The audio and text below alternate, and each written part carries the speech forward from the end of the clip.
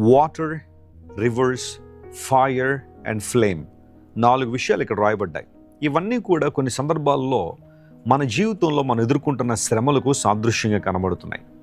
జలములు, నదులు, ఆ తర్వాత అగ్ని మరియు జ్వాలలు విశ్వాస జీవితంలో, భక్తి జీవితంలో మనం ఎదుర్కొనే శ్రమలు, ఇబ్బందులకు సూచనగా ఉన్నాయి.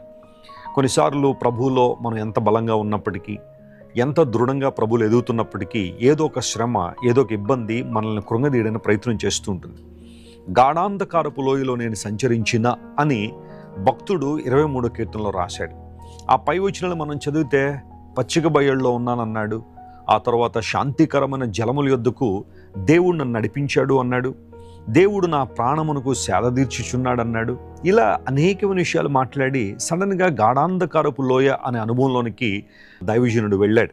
గమనించండి, కొన్ని సందర్భాల్లో ఆధ్యాత్మికంగా ఏ స్థాయిలో ఉన్నప్పటికీ, ఎలాంటి పటిష్టమైన పరిస్థితులు ఉన్నప్పటికీ శ్రమలు, ఇబ్బందులు లేదా ఇబ్బంది కొలిమిలో ఉండే పరిస్థితులు జీవితంలోకి రావచ్చు. అటువంటి సమయాల్లో మనం ఏం చేయాలి? అలాంటి సమయాల్లో మనం ఎటు పరిగెత్తాలి? సాధారణంగా అలాంటి పరిస్థితులు వచ్చినప్పుడు వెంటనే మనుషులు ఎవరు మనకి సహాయం చేస్తారని పరిగెడతాం. లోకసమైన వ్యక్తులు ఎవరైనా మన కోసం అండగా నిలబడతారేమోనని ప్రాధేయపడతాం, లేదా వారి వైపు చూస్తాం.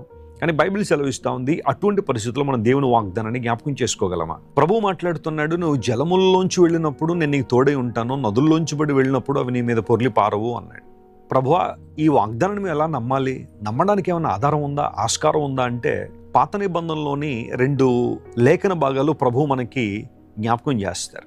నిర్గమాకాండం 14వ అధ్యాయాన్ని మనం చదివినప్పుడు, యెహోషువ గ్రంథం 3వ అధ్యాయం చదివినప్పుడు దేవుడు నీటి ద్వారా లేదా నీటిలో నుండి నీటికి సంబంధించిన అద్భుతాలు చేసి తన ప్రజలను విడిపించారు.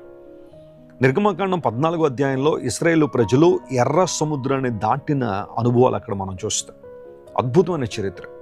దేవుడు ఎన్నో అద్భుతాలు చేసి ఇశ్రాయేలు ప్రజలందరూ కూడా ఎర్ర సముద్రాన్ని దాటగలిగే కృపనిచ్చాడు.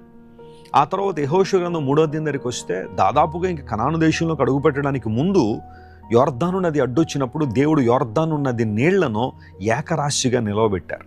దేవుని వాగ్దానాలు మనం నమ్మినప్పుడు ఖచ్చితంగా మన జీవితాల్లో కూడా ఆశీర్వాదాలు చూస్తాం. ఇశ్రాయేలు ప్రజల జీవితాల్లో ఎర్ర సముద్రము, యొర్దాను నది కళ్ళ ముందు లిటరల్గా కనబడింది. కానీ మన జీవితాల్లో కంటికి కనబడని ఎర్ర సముద్రాలు, కంటికి కనబడని యొర్దాను నదులు కొన్నిసార్లు మన జీవితంలోకి రావచ్చు. వాటిని ఎలా దాటగలం అంటే విశ్వాసం ద్వారా, దేవుని మాటకు లోబడ్డం ద్వారా.